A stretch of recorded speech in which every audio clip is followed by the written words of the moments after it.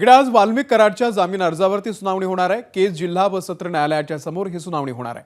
वाल्मिक कराड खंडणीच्या गुन्ह्यामुळे केज जिल्हा सत्र न्यायालयानं आता कोठडी सुनावल्यानंतर कराडच्या वकिलानं कोर्टामध्ये लगेच जामीन मिळवण्यासाठी अर्ज केलेला होता।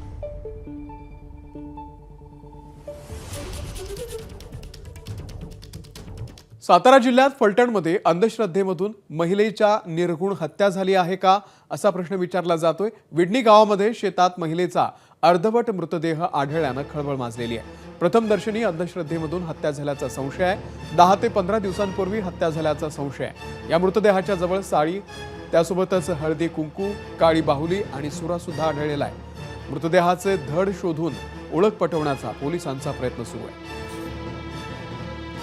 अधिक माहिती देत आहेत आपले प्रतिनिधी जयदीप भगात। जयदीप,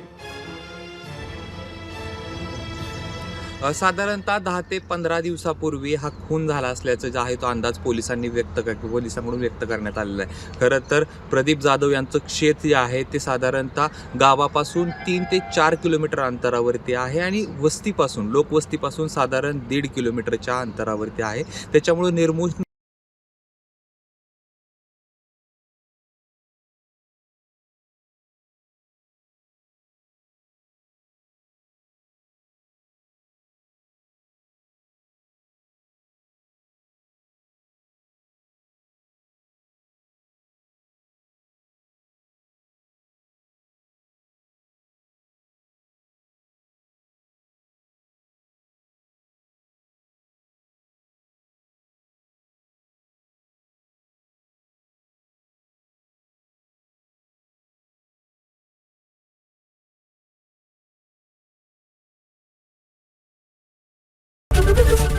एबीपी माझा, उघडा डोळे बघा नीट।